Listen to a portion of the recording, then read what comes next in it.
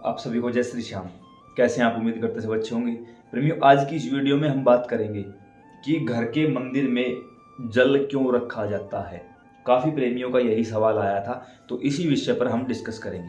आप सभी ने कभी ना कभी किसी टीवी सीरियल में जरूर देखा होगा कि कोई संत हैं, उनके हाथ में कमंडल है, कमंडल के अंदर जल है।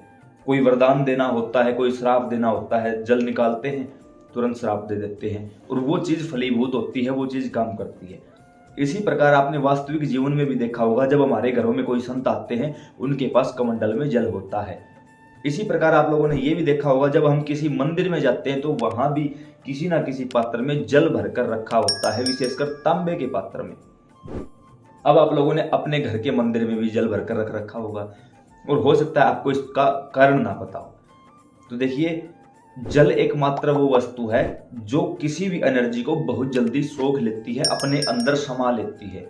और जल ही एकमात्र वो चीज है जो तुरंत प्रभाव से काम करके दिखाती है। आपने देखा होगा कि कोई व्यक्ति बीमार है या कुछ भी है तो साधु संत आते हैं और अपने हाथ में जल लेकर अपने कमंडल का उस व्यक्ति को पिलाते हैं और वो ठीक हो जाता है। ऐसा क्यों होता है, किस वजह से होता है, आज के टॉपिक में इसी बात पर चर्चा करेंगे। देखिए, घर में चाहे छोटा मंदिर हो, बड़ा मंदिर हो, कैसे भी पूजा करते हो या फिर किसी भी प्रकार की मतलब मानकर चलो साधना पर बैठे हैं, माला जाप पर बैठे हैं या फिर कोई भी संकल्प लेना होता है, तो हर बार जल की आवश्यकता पड़ती है। एक प्रकार से हम जल को जल देवता बोलते हैं, अग्नि को अग्नि देवता बोलते हैं। अब काफी लोगों ने ये भी सवाल उठाया कि ये कैसा धर्म है, जल देवता, पर्वत देवता, धरती माता, आकाश पिता, ये क्या चीज है। भाई देखो, एक होता है नजर, एक होता है नजरिया। भारत भूमि क्यों प्रसिद्ध है और क्यों सबसे अच्छी है, क्योंकि यहाँ पर संत आए और संतों ने हमें नजर नहीं, हमें नजरिया प्रदान किया। एक ठाकुर जी के अनन्य दास थे, वो हर जगह पर जब भी किसी चीज को देखते वो कह देते, वाह प्रभु क्या है आपकी प्रकृति, वाह प्रभु बहुत सुंदर दृश्य है।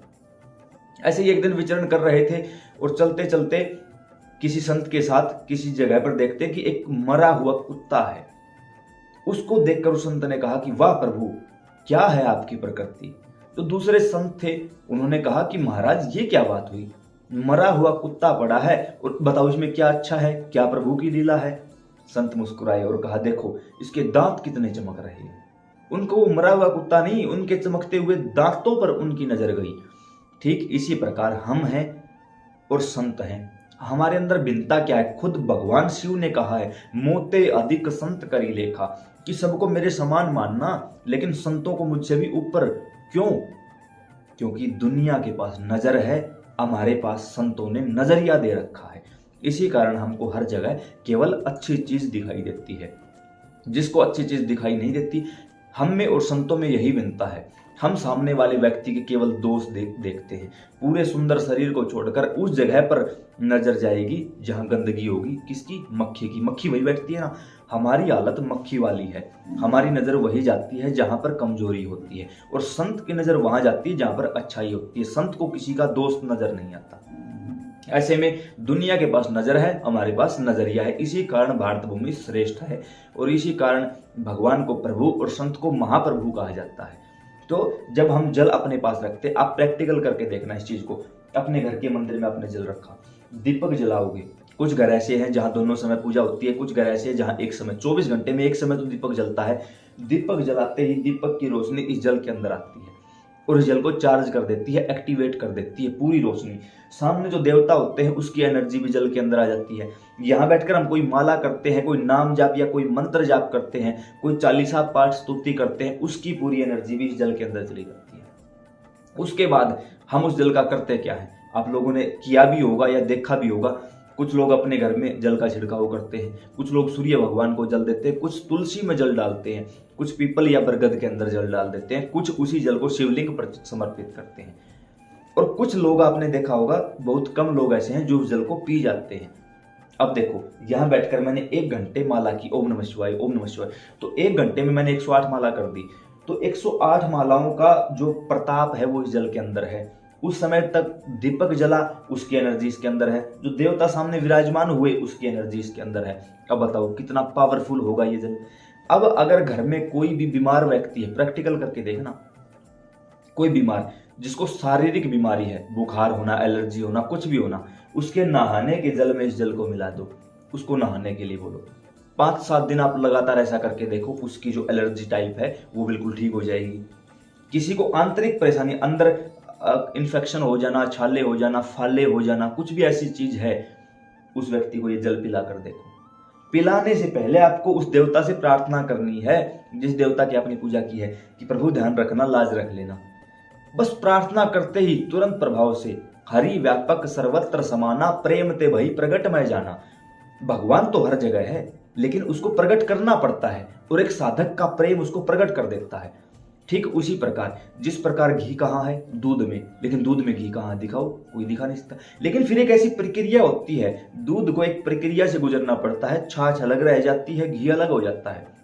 उसी प्रकार भगवान तो हर जगह है, लेकिन उसको देखने के लिए एक विशेष प्रक्रिया से गुजरना पड़ता है। जब कोई भी साधक प्रेम पूर्वक अनुनय विनय करता है, तब भगवान की शक्ति काम करने लग जाती है जागृत रूप में, चाहे वो जल हो, चाहे दीपक हो, चाहे माला हो, उस रूप में। फिर आप देखोगे कि वो व्यक्ति धीरे धीरे ठीक होने लगेगा। 2 से 4 दिन प्रैक्टिकल करके देखो। घर में कोई अशुद्धि है, जैसे कि पितरों की अशुद्धि होना, कोई भूत प्रेत का आतंक होना, तो इस जल को पूरे घर में छिड़काव करके देखो। 11 दिन का नियम लेके देखो। 11 दिन में ये तो नहीं कहूंगा कि आपका पूरा संकट कट जाएगा, लेकिन 11 दिन में आपके घर में सुधार आने लगेगा, देवी देवताओं के दर्शन होने लगेंगे। प्रैक्टिकल करके देखना इस चीज को आप। उसके साथ लगे कि मुझे कोई सिद्धि शक्ति चाहिए, यहां बैठ के 108 माला जाप की, ये जल है, खुद ही पी लो उसको, खुद ही पी लो उसको। सर्दी हो, गर्मी हो, कोई भी मौसम हो, उस जल को पी लो। वहीं बैठे बैठे, जिस आसन पर बैठकर आपने जाप किया ना, वहीं बैठे बैठे उस जल को खुद से ग्रहण कर लो। देखना आपके अंदर एक पूरा दिन एक अलग ही ऊर्जा का संचार रहेगा, एक अलग सी ऊर्जा महसूस होगी आपको। पहले जाप किया वो सिद्धि, मुख से बोले वो सिद्धि, सामने देवता थे वो सिद्धि, दीपक था वो सिद्धि, और फिर जल की सिद्धि। इस वातावरण को भी पवित्र कर देगी और आपको भी पवित्र करते हुए चलेगी। इसी कारण सबसे अधिक महत्व जल का बताया गया है। किसी भी वृक्ष के अंदर डाल के देख लेना, वृक्ष मतलब कोई छोटा पौधा है, उसके अंदर डाल के देखना, दिनों दिन वो बढ़ता चला जाएगा। अब हो सकता है कुछ लोग कहें भाई जल डालेंगे तो बढ़ेगा, लेकिन ये देखो ना, मानो तो मैं गंगा माहूं, ना मानो तो बहता पानी। ये जल साधारण नहीं है भाई।